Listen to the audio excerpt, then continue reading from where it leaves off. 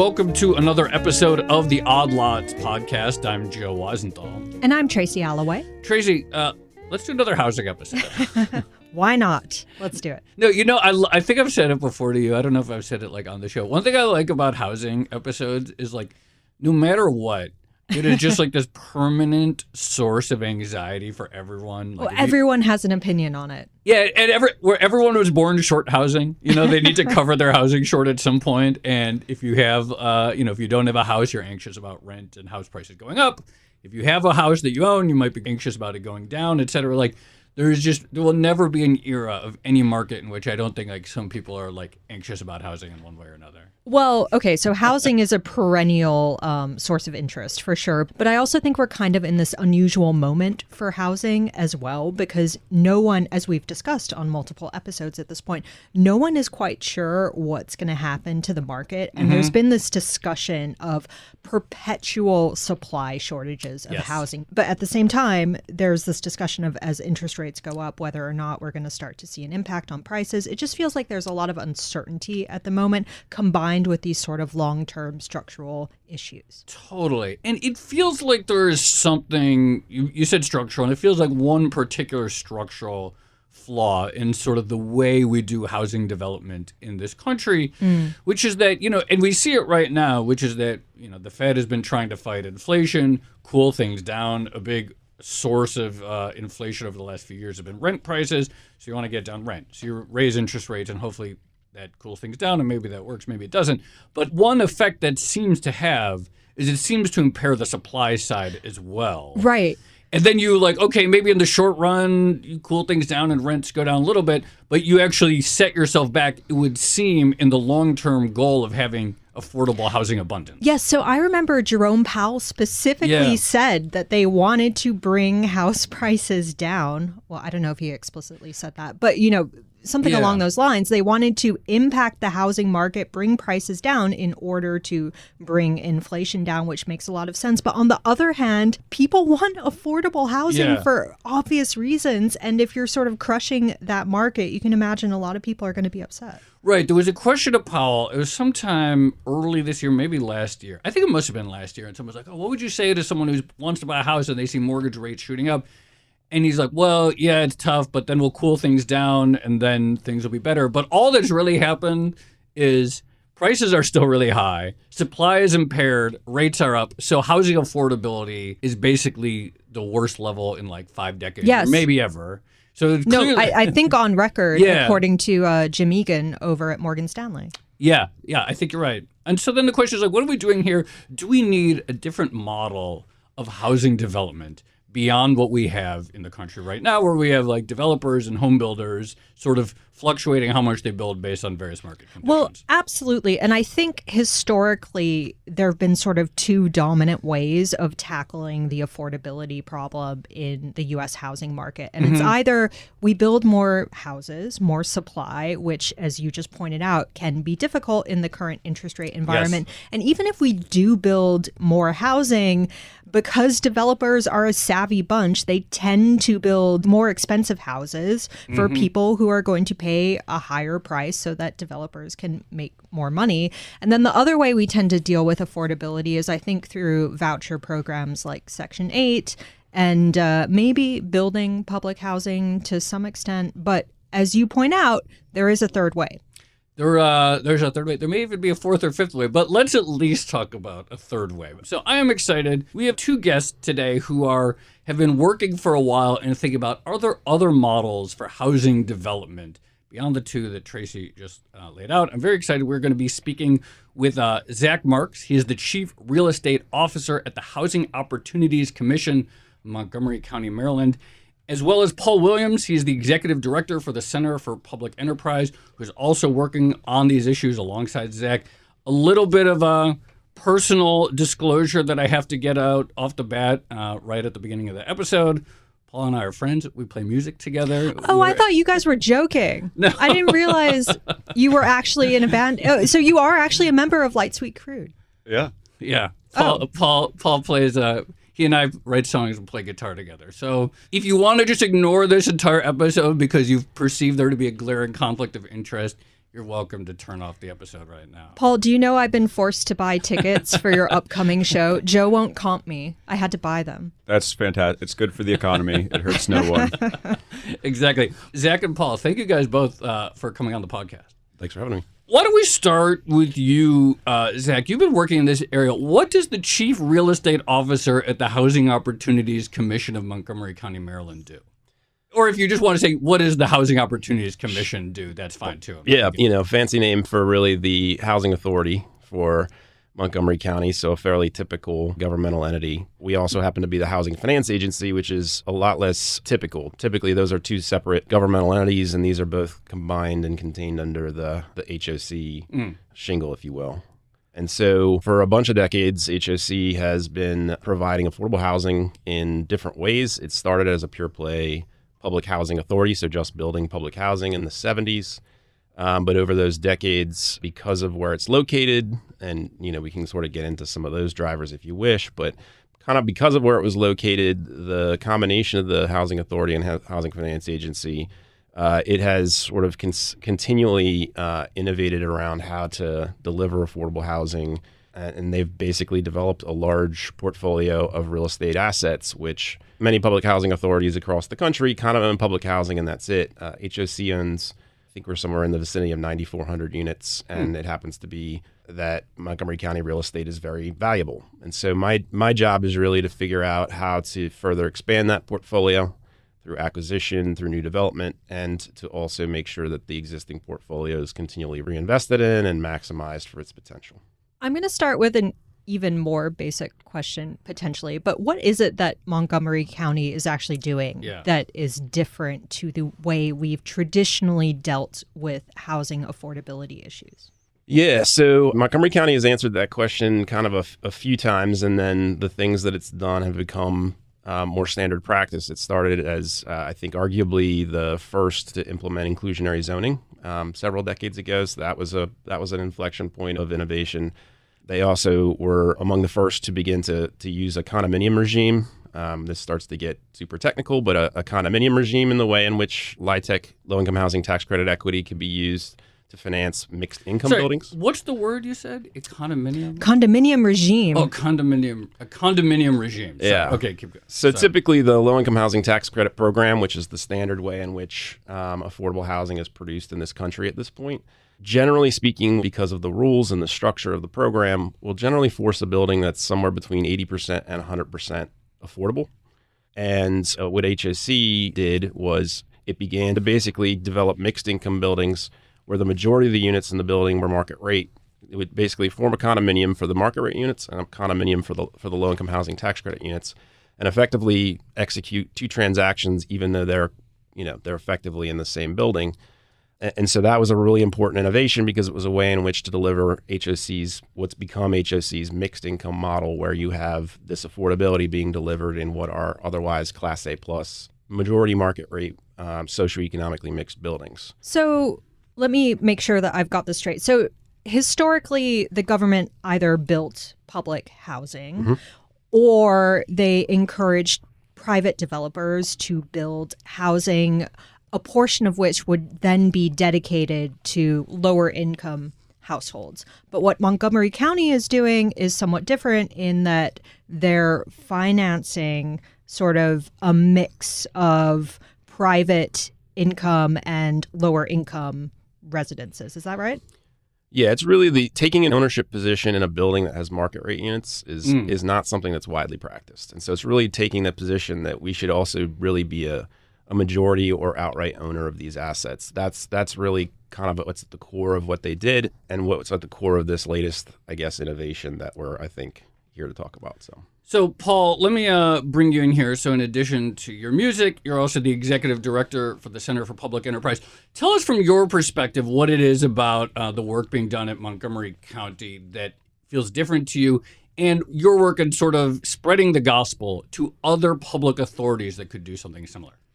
Yeah, the core way I look at the kind of innovative programs that HOC has come up with is that currently all affordable housing that gets built in the United States is funded with either the low-income housing tax credit or Section 8 vouchers.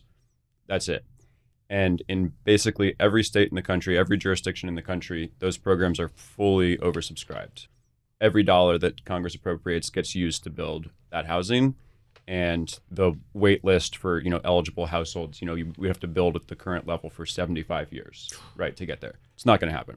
So the tool that HOC has come up with is something that allows them to, in addition to using all of those current programs from the federal government, they can self-finance and build mixed income properties on top of everything that they're already doing. So a lot of times in kind of affordable housing policy circles, what happens is, people want to take the same pie of federal subsidies and say, how can we chop it up a little bit differently to make it a little bit better for this person or that person? What this is just a completely separate pie. And the model is essentially just going out and being a participant in the housing market, right? And building these mixed income projects because of the tools, access to capital, statutory authorities that an agency like HOC has. And that's what's kind of new and innovative that not very many people are doing. And so what my organization has been doing on this is essentially it's a real simple model, right? It's not all that much work to do, not very many complicated financial pieces, and we can get into it, but it's relatively simple. Take this model to other agencies that are seeing the same kind of housing market constraints and say, this is a pretty simple approach you could be using to expand overall production, affordable production, and for really a kind of de minimis upfront investment. All you really need to do is kind of think a little bit differently about how you operate as a public agency, right? You might want to participate in the market and shape it a little bit more.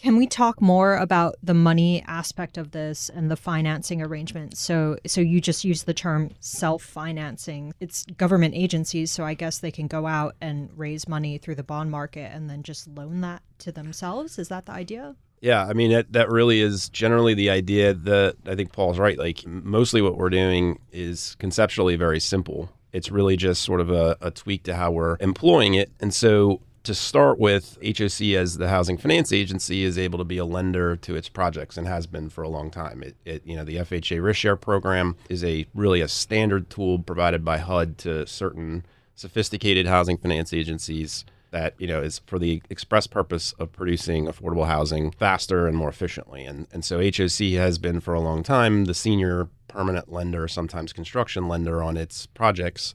And so that was already a part of the toolkit. And so the next piece is really that equity piece. Where does that chunk of equity come from, the part that the debt won't cover? And effectively what we worked with our local council to do was to use municipal finance as the source of our construction equity, which typically it comes from two places. One, a low-income housing tax credit, and as Paul mentioned, that's very limited. We're already doing all that, basically. Or it comes from the private market, and that is a particularly expensive piece of capital.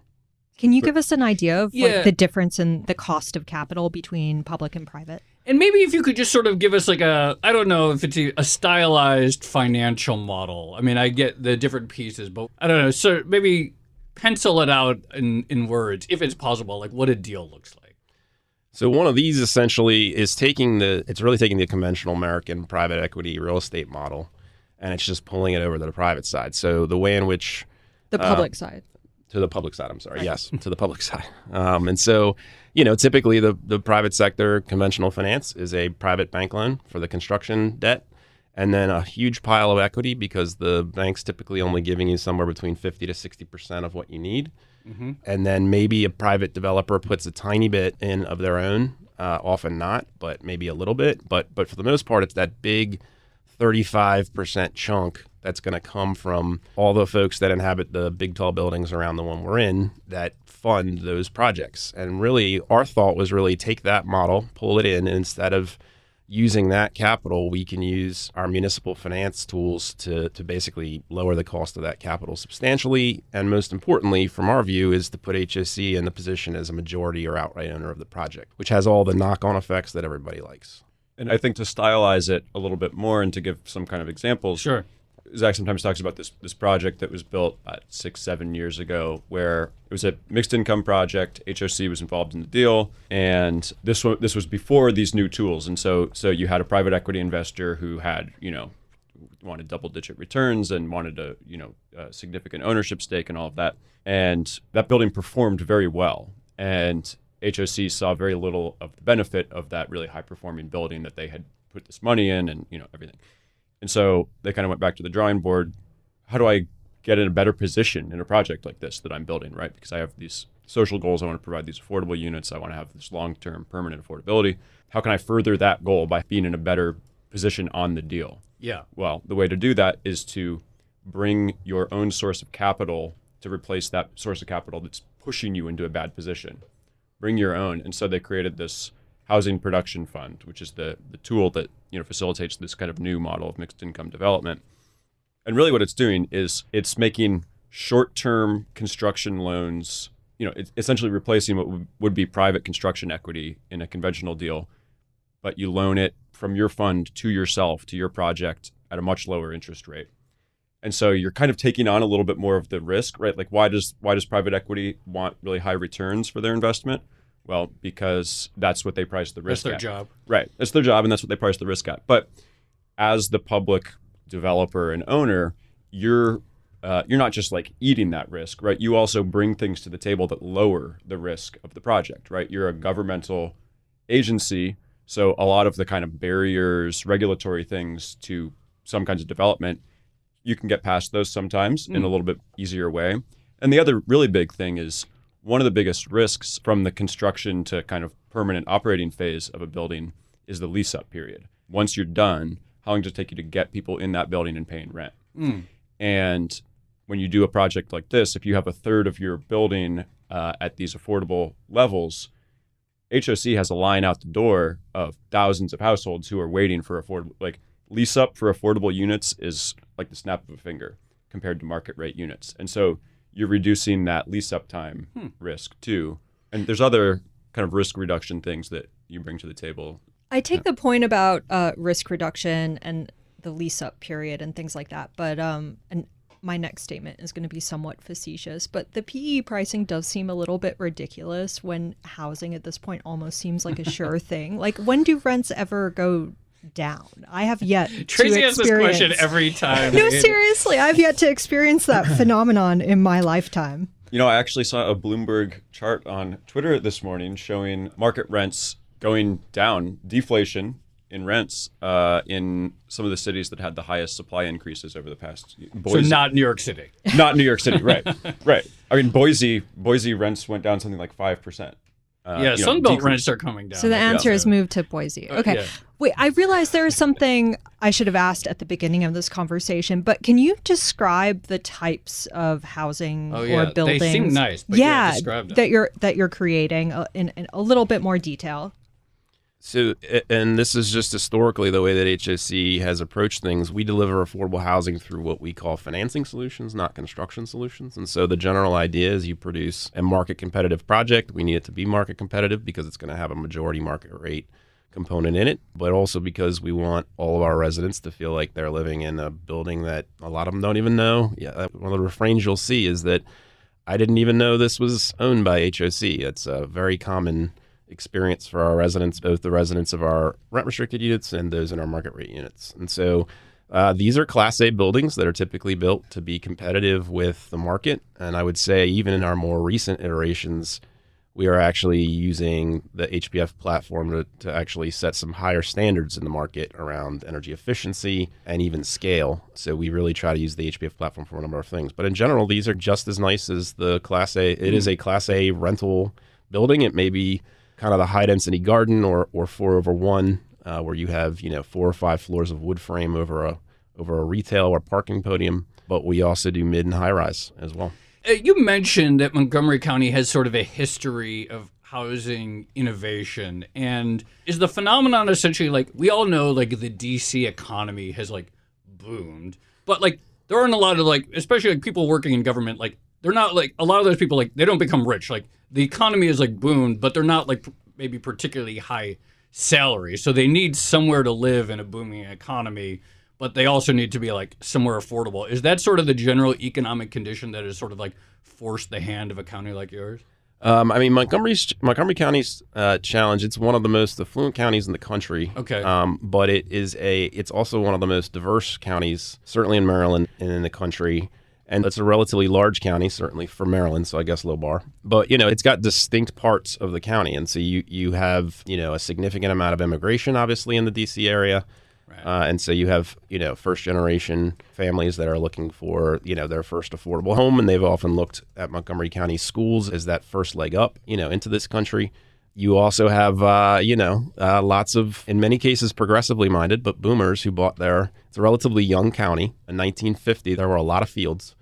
And so it really was that expansion that you're talking about of the federal government, where you have this wave of boomers who bought homes for, $15, and, now they're worth, $1.5 million. And then everything in between is kind of the range of challenges that we have of housing.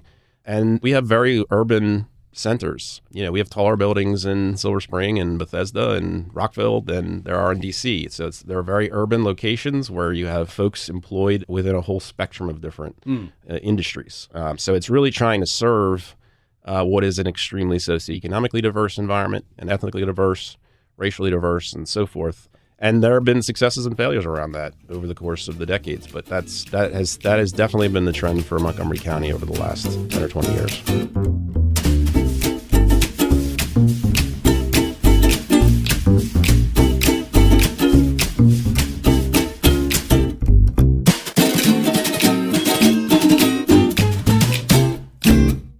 Maybe this is a question for Paul, but how replicable is this model outside of Montgomery County? Because as Zach just described, this is a relatively affluent place. I've seen some people make the argument that the county also has an advantage because it's a municipality, and so it's easier to do this model. I don't quite understand that argument, but maybe you can expound on that. But how easy is it to export this particular way of doing affordable housing to other parts of the U.S.? Yeah, great question. I think the first thing to ask is, does the financing work in other places? And I think the really nice thing about the approach is that really the test is, if market rate rental construction pencils in your market, then this works, because all you're doing is taking the market rate model, pulling the most expensive piece of capital out of that, putting in your own source of capital, and then all of a sudden you have more room to provide, additional affordability. So if market rate is penciling, then you can do this. As far as how do you get other agencies to find a way to do this or to use a tool like this, right? There's more than one way to use a tool like this. The city of Atlanta recently stood up a program that's essentially, they're trying to copy exactly what Montgomery County is doing. And actually, we hosted a kind of event last week in Montgomery County, bringing together folks from housing agencies around the country. So, we've got people out west, people in the south, people in the northeast, people in the Midwest who run agencies who are interested in figuring out how to do this. And, no two kind of programs are going to look identical because, everybody's kind of institutional environment in different jurisdictions looks a little bit different.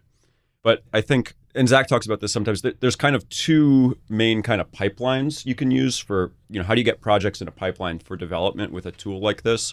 There's one where, you're a housing authority, you own a piece of land, you say, you know what, I have this land, I'm going to develop it, I'm going to issue an RFP, I'm going to find a construction manager, engineer, design me the building, I'm going to hire somebody as a fee developer and build me this thing. You have this other approach, which HOC recently did a project like this, where there was a fully entitled project by a private developer that was sitting there on the dirt. Nothing was built because they couldn't get financing to close the deal.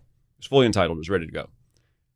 HOC came in and said, nice looking entitled project you got there. How about I come in with my cool new capital? I'm going to come in with property tax relief because I'm a public agency. I'm going to come in and reduce the lease up risk. And what you're going to give me is this increase in affordability that I want, and I'm going to be majority owner. And private developer with entitled project that can't close on financing, it's like, absolutely, please. Real quickly, so there's no property taxes because it's the government developing on government land or a government program. How big is that? When you talk about okay, we're going to make this pencil out, we're going to expand the supply of affordable housing. How big of a deal is that property tax component in terms of making things pencil out better? Definitely a key tool. It really is what allows us to do. So as an example, with the Housing Production Fund, the Production Fund could still function with just the Housing Production Fund itself around producing the housing without any increased affordability. But it's really the ability to increase the affordability and to deepen the affordability as well, because many of the units we deliver are actually below our inclusionary zoning standards. So the property tax abatement is probably something like maybe 20%, maybe 15 to 20% of OPEX, of operating expenses. And so it's that relief that feeds into the pro forma and allows us to go as far as we possibly can with affordability, with, with services and, all the other types of things we layer in when we do these projects. What is your capacity constraint? Like, what is the source of, like, in theory, I imagine there's a demand for many more apartments. There's probably still scarcity. What is the constraint on HOC's side in terms of building out even more?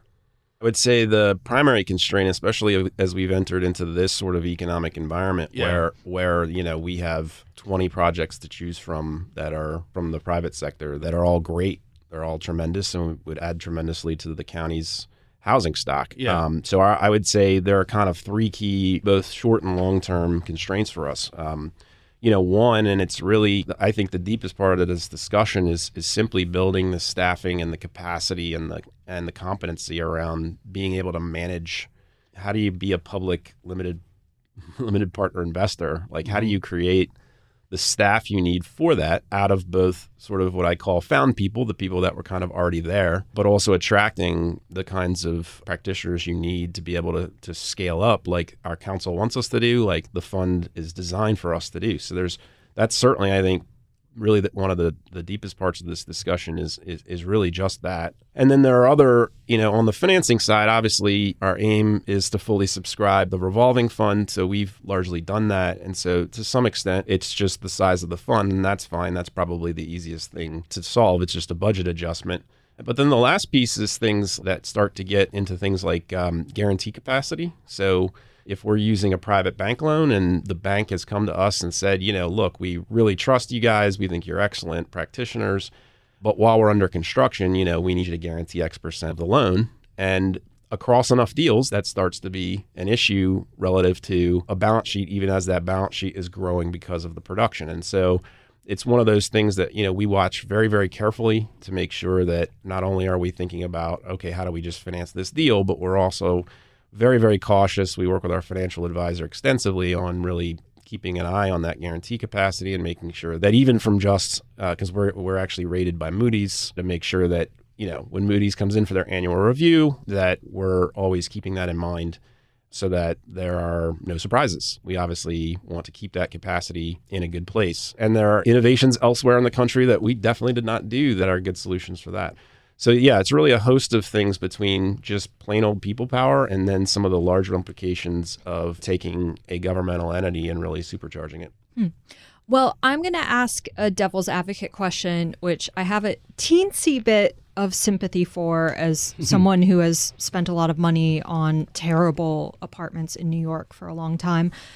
But what do you say to people who argue that it's unfair that the government is subsidizing people to be able to live? And, as you describe it, these are nice buildings with a lot of facilities, and people on low incomes are able to live in places that they otherwise could not afford. And then related to this, in an ideal world, wouldn't the solution for this just be for companies to pay higher wages so that people could live in nice places? Well, and then on that note, like, why do we have taxpayers who are subsidizing like someone who's earning minimum wage at Walmart so that they can actually live somewhere close to where they're supposed to live? I think there's a couple of answers to questions like this. One is just kind of a moral answer of is it fair in a society for people to pay 70% of their income to rent? Some people have different answers to that question. I have my answer. The other one, just on an economic growth point of view, I think it's important to consider it from the point of view of if you took 10, 20% of all households in America and doubled their housing payments overnight, what would that do to consumer demand in America? That'd be very bad for consumer demand. It'd be very bad for growth. It'd be very bad for broad economic growth. I don't think anyone who works in business wants to have a massive reduction in consumer demand by doubling people's rent payments overnight. So I think there's moral reasons, and I think there's economic reasons why you want to have housing supports for people.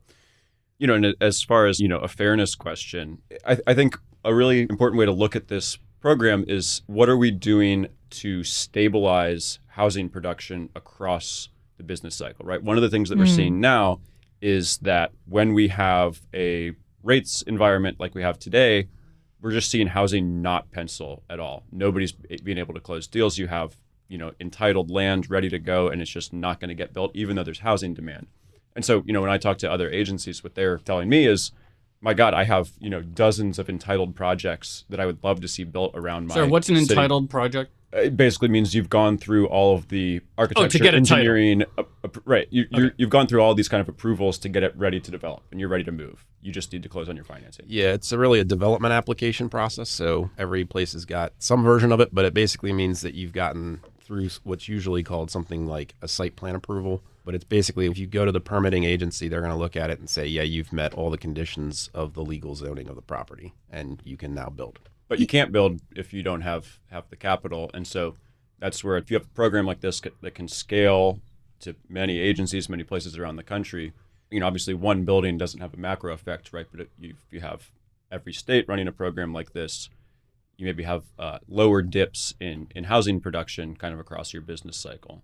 Yeah, the idea of smoothing the cycle in a sort of classic Keynesian fashion, I guess, is the interesting one for me. The other interesting pro argument I could see in this is the idea of avoiding enclaves of super rich people. So you get sort of high, middle, and low income people all living together, which kind of goes some way to alleviating labor shortage worries, because it feels to me like so much of the labor shortage debate, this idea that, we can't get waiters or waitresses or maids or cooks or whatever, is actually a housing shortage issue, and this could go some way towards solving it. Just on the point about building through the cycle, because that was one of the things we discussed in the intro. Is that true? I mean, in practice, has it been your experience that this model is able to do that, such that at a time when you're seeing entitled projects not get off the ground, you're not impaired? It's definitely tougher because, again, all we're doing is getting an advantage. We have that capital advantage, but there's obviously... You're still impacted by higher rates as absolutely. well, right? We're impacted by higher rates. We have some built-in, because we're using tax-exempt financing. There are all these sort of different buffers that we have that further help us be this counter-cyclical agency, but there's no question it's harder.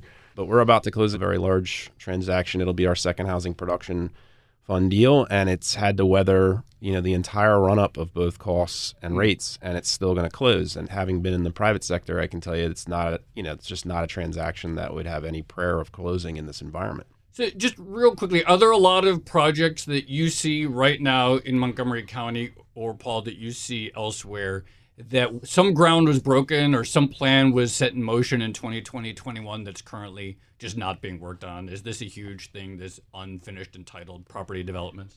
Yeah, it's much more of like projects that basically are like prepared to pull building permits and start, but can't get that financing. And we've seen that, even 6 months ago, I was probably looking at maybe 6 to 10 that have been presented, and now it's got to be 20 to 30. Wow.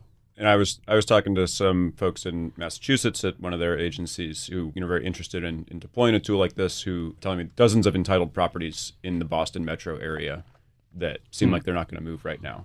Tracy, I think we have further episodes to do. Of course. On uncompleted housing that people desperately want, but that because of our attempt to fight inflation, housing is being kept scarce around the country. I think much more to be done on that topic. This is the ultimate irony of fighting, supply-led inflation with higher interest rates. Zach and Paul, thank you so much for coming on Offline. Thank you. Really happy to be here.